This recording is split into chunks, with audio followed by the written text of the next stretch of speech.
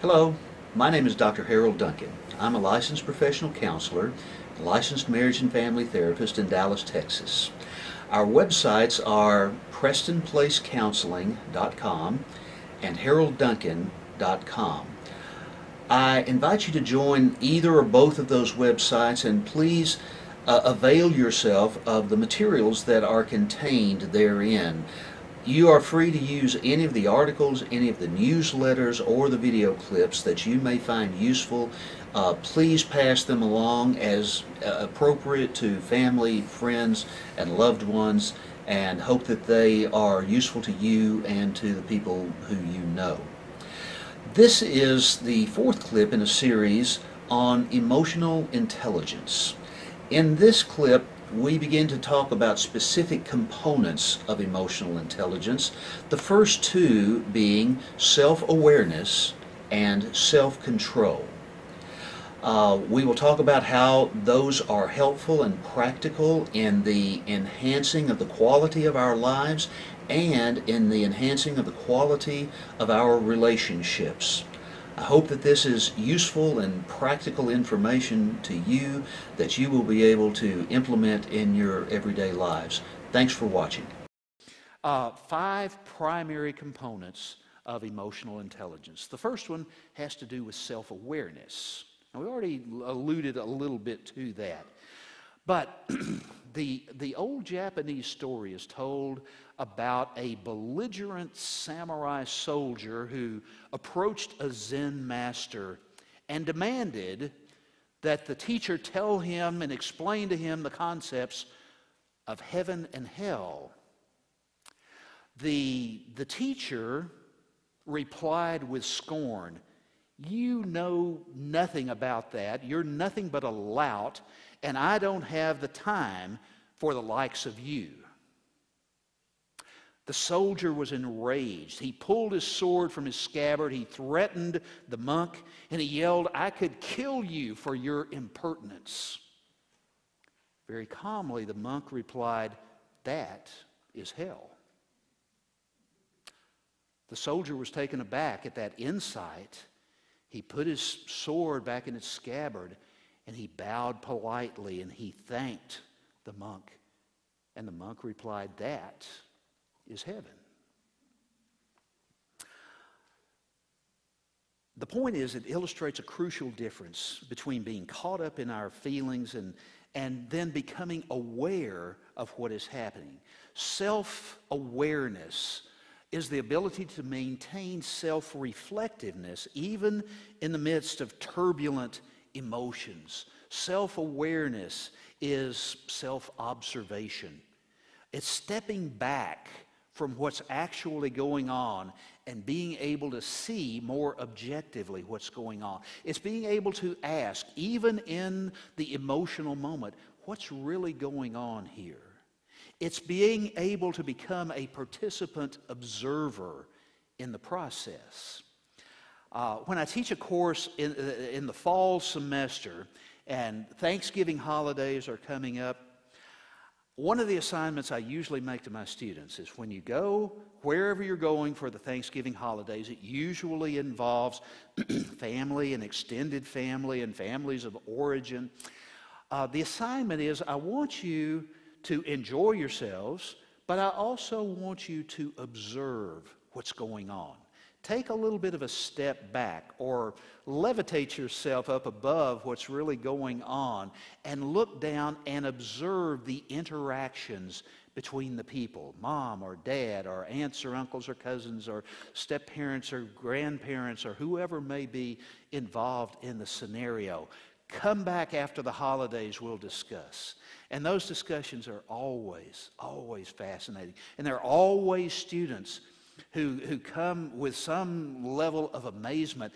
And one guy says, "Wow, I didn't realize what happened." And I'll ask him, "What happened?" He said, "Well, my dad made the holiday, the whole weekend, very uncomfortable for everybody." I said, "Okay. That the first time?" He said, "No, That's been happening for years. I knew I was uncomfortable, but I didn't know why. I hadn't taken the time. I'd usually just leave the house or go be with a friend or do something else to just kind of avoid that.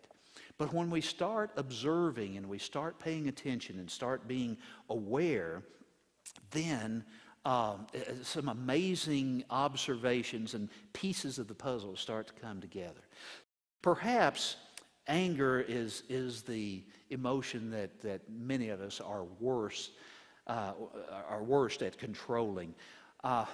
When we talk about anger, frequently we talk about traffic, and we talk about the insane driving habits of some people. Not any of us in here, but it's those other people that just drive us crazy. You know the people I'm talking about. Driving, it's a good example because there is often a sense of being threatened, a sense of being endangered. And when there's a close call in traffic, then we think about later how bad it could have been. And what if I had driven into that intersection as the other person was running the red light? And what if I hadn't made it through the intersection before they ran the red light? And surely results can be, and sometimes are, very, very tragic. So there's a sense of being endangered, either physically endangered or emotionally or symbolically endangered. Anger, in fact, is a very energizing emotion, and sometimes people need a little bit of anger to get unstuck. And so a client will come into my office and she will say, I am just so angry about a particular situation. Sometimes my question is, how angry are you? Are you angry enough to do something constructive, or to do something that you've needed to do for a long time but haven't yet? So anger can be positive. Anger, of course, can also be negative. When we are so angry that, you know the phrase, it just flew all over me. And you know how that feels, and I know how that feels, and I think that it has to do with our physiology and the hormonal things that shoot through our system instantaneously when we feel threatened. Goldman uses a term that I've used a great deal in my counseling practice.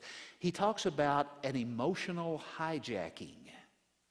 You probably have heard some of you have heard the term, but it's a really, really good description of what happens when we don't exercise appropriate self-control. We allow our emotions, whether anger or anxiety or sadness or any number of other emotions, we allow them to take us on a trip and take us for a ride, and it's usually not a very good ride. Thank you for joining us. I hope that was a useful and informative and a practical clip on the first two components of emotional intelligence. The next in the series is the third component, and that is self-motivation. There may not be a more important piece of emotional intelligence than the ability that we can develop and we can learn to motivate ourselves and not have to wait for some external form of motivation in order to do what needs to be done. I'm Dr. Harold Duncan. Our websites are PrestonPlaceCounseling.com and HaroldDuncan.com. Thank you for joining us for this clip, and hope that you enjoy the next in the series.